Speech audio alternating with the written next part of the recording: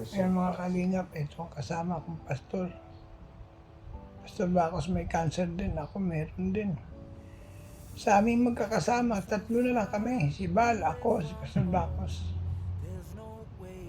Kumusta sila Alex doon sa Kalagwas? Nasa Binso na ngayon.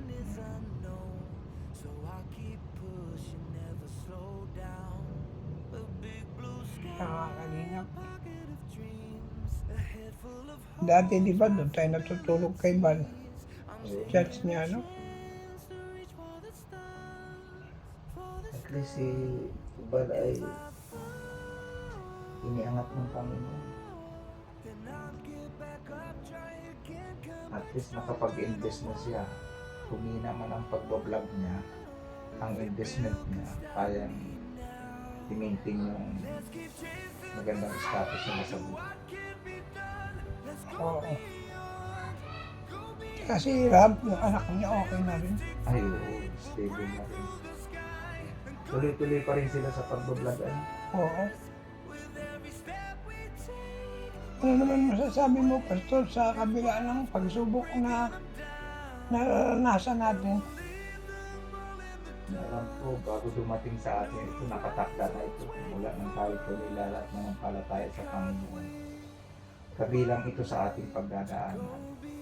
At may mga sitwasyon na maaaring ito na rin yung maging daan para tayo ay pumunta sa lugar na inihanda ng Panginoon. Kanya-kanya lang naman ang dahilan pag tayo pupunin ng iyo. Kung ito ay maging dahilan ng kamatayan natin, wala tayong magagawa dahil sabi nga sa aklat ng mga gawa 17:20, hawak niya ang ating buhay. Maging ang ating pagkilos at ang ating buong pagkatao sa ilalim ng kanyang mga kamay.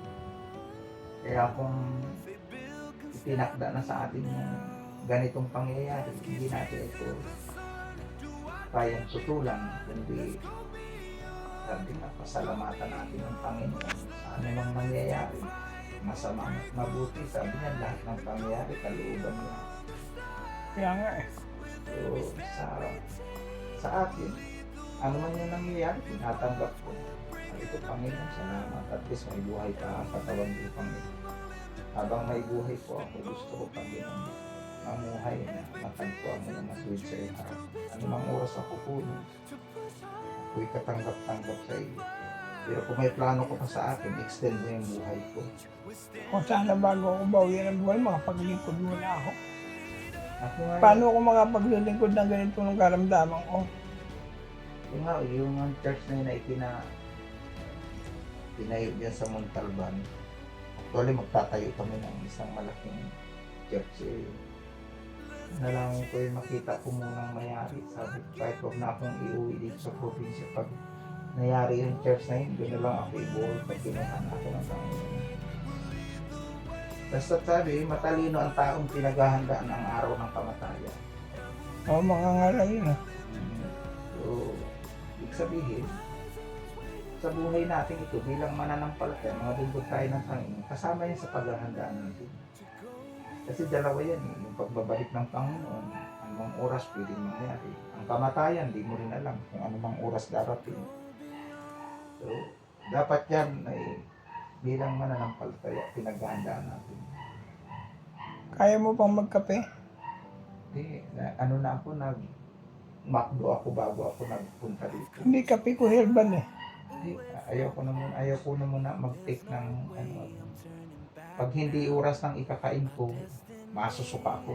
Ah, Timplahin din ang tiyan ko, di rin lahat ng pagkain pwede kong kainin. Pag nakakain ako ng kontra, nasusuka din ako. ganun din ako. Mahirap din, mahirap na may cancer. Pero salamat ako, nakalima na akong kemo. Hanggang 6 daw eh. Kung i-extend pa daw nila, parang pagkatapos ng 6, mapahinga muna ako at maga-maga ng mga kamay ko. Ang sasakit na ng mga kamay ko, turok ng dextrose, napurutok na eh. 2 oras lang na dinadaluyan ng dextrose, di na makapasok, nahinto na. ililipat na naman. Tapos binubumba nila yan, yung pinipilit ipasok yung gamot. Yun ang masakit. Kakaihit-ihit ako sa sakit. Nisigaw ako sa nasabi ko, tama na, sakit. Wala ka naman magagawa. Kailangan mo dextrosan, ano? Tapos sabi, ay tatanggalin natin, lipat sa kabila. Eh, ganun din, namaga din. Kung saan saan ako nilalagyan, hanggang dito sa ibaba ng pulso, nilalagyan ako ng dextrose. Eh, minsan yung mga kumukuha pa ay nakakatatlong tusok bago makakuha ng ugat. Eh, kung paano yung kamay mo. Hanggang nga ngayon, umaga ang kamay ko. Sakit. Bis, buhay ka pa. Parehas tayo. Biyaya nga ng Diyos, makakabiyahe.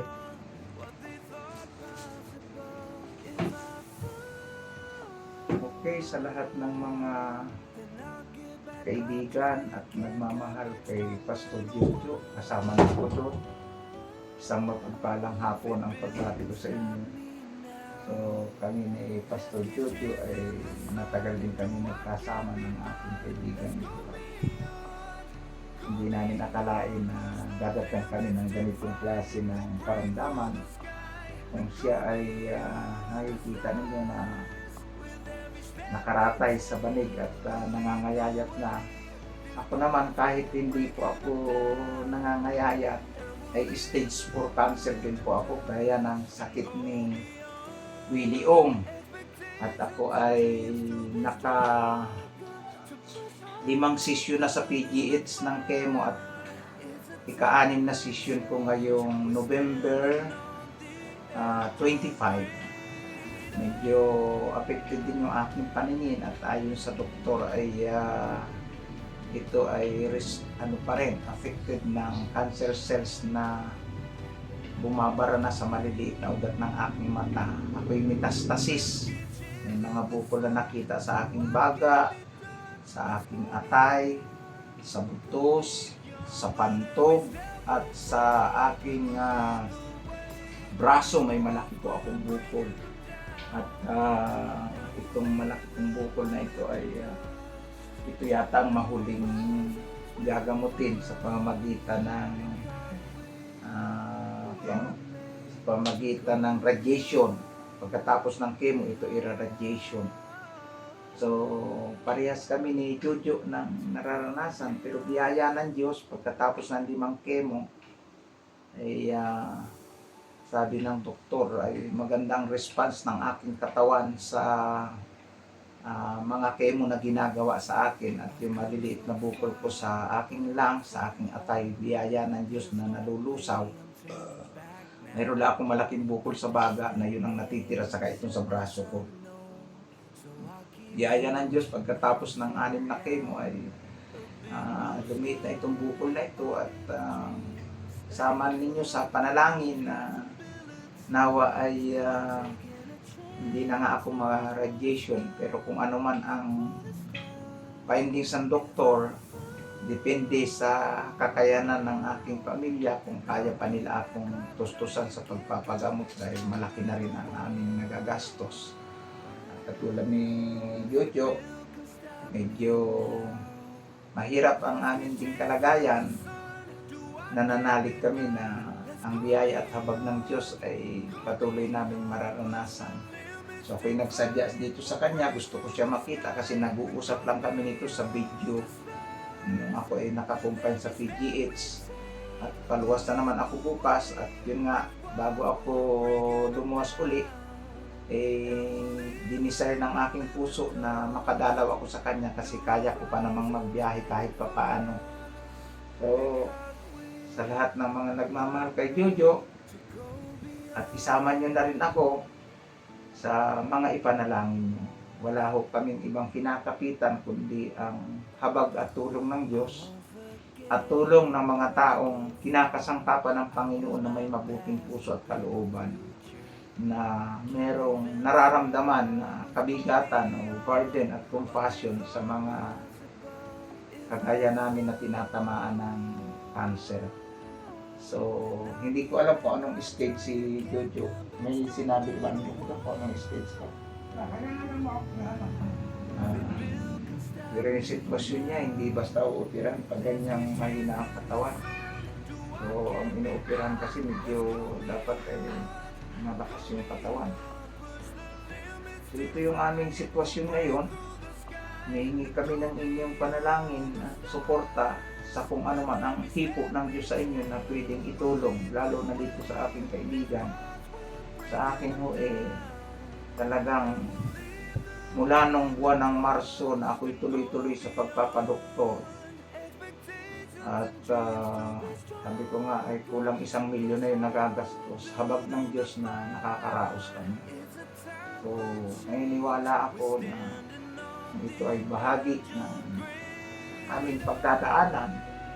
At kung itatawid pa kami ng Panginoon dito, wala namang ibang desire ang puso namin kundi patuloy na makapaglingkod at magamit ang buhay namin sa ministry ng Panginoon.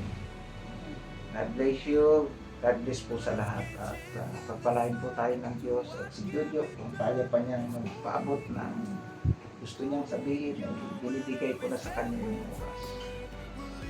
Shoutout lang po sa inyo. Need ko lang po pag-pray niyo po ang aking asawa at ako. Kung nga pala si Tested, ganun din. Kasamahan ko po ito, kasi kami po ng tatlo na lang natin. Si Ibal, ako, at si Pastor Marcos. So baka gumawa ng himalaan Diyos sa buhay mo. Sige, at gusto ko pong samahan ninyo po ako sa panalangin at wala naman po wala naman po tayong ibang kinakapitan kundi habag at biyaya ng Diyos. Sige po. Tayo manalangin.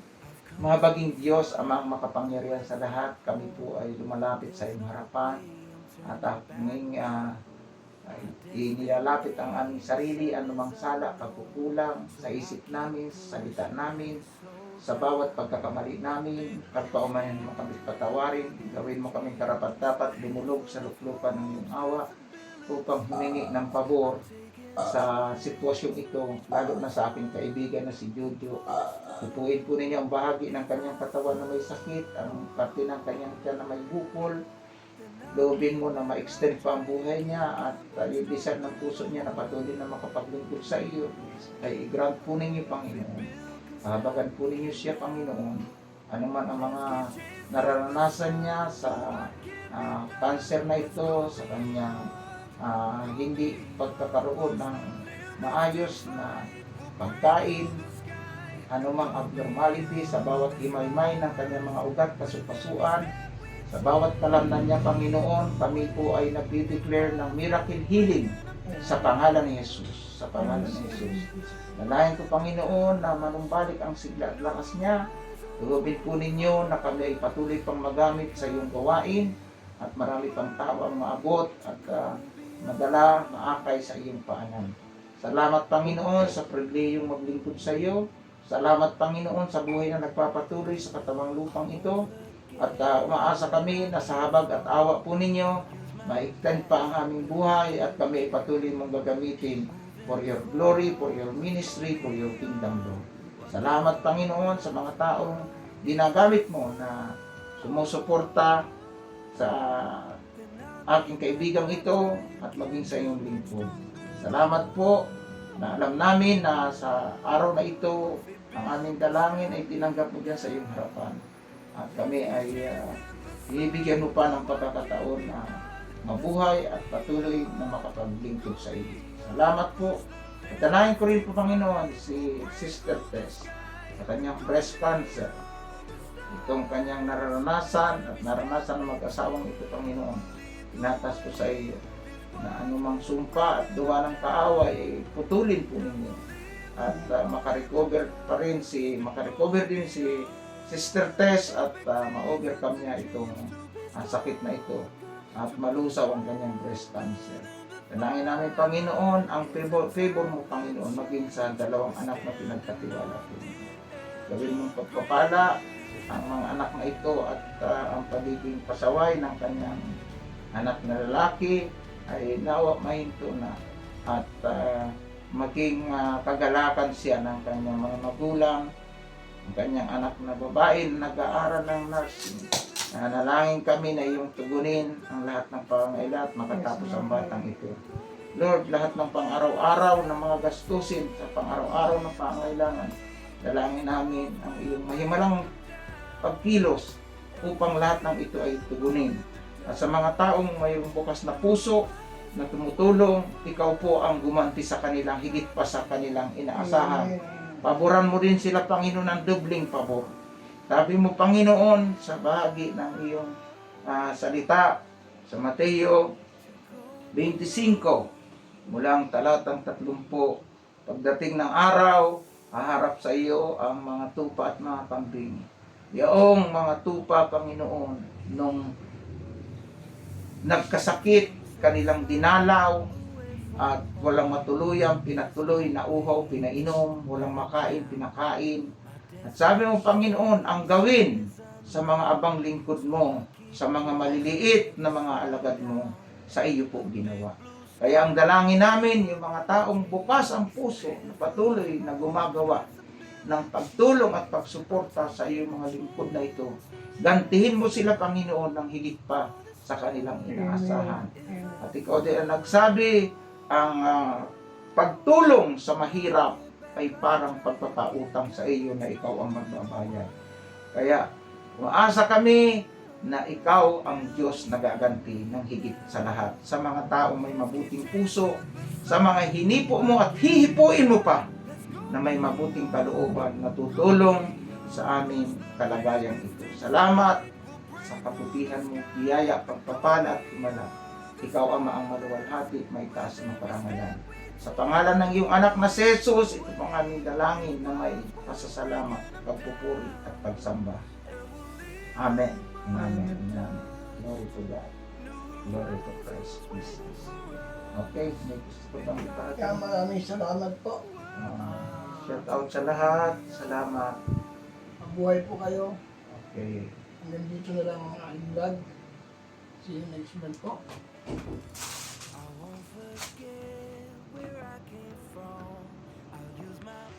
Kaya mga kalingap, kasama ko po si Pastor Bacus. Tatlo na lang kaming nabubuhay, si Pastor Bal, ako, si Pastor Bacus. Magkakasama kami sa ministry. At ngayon po, salamat po sa Team Kalingap, sa Buhay ni Bal Santos Matubang, at na Vlog Kalingap Ram. Sana po huwag po ninyo kalimutan, supportahan po ang tulad namin. Ang shout out po, siyempre, Ate Merlusa, Manelis, Ate Jo, Tita Johnny, Joseph Importante, Mike Green, Lerma Tanaka, ay Magalo Mix Vlog, Hans.Care. Support po natin, Mrs. Faraspit. Salamat po sa inyong pagtangkilik. Sa mga hindi skip ng ads, sa mga nag-like, sa mga nag-share, mabuhay pa po kayo. God bless you po. So, parehas na po kami ni Pastor. Only by God's grace lang po kami nagtitiwala. Kung kami po ay bibigyan pa ng Diyos ng pagkakataong mabuhay, wala po kami hangalan kundi ang maglingkod sa Diyos. Mabuhay po kayo lahat. Sana po nasa mabuti kang kalagayan. Salamat po sa suporta. Bye-bye. Bye-bye po.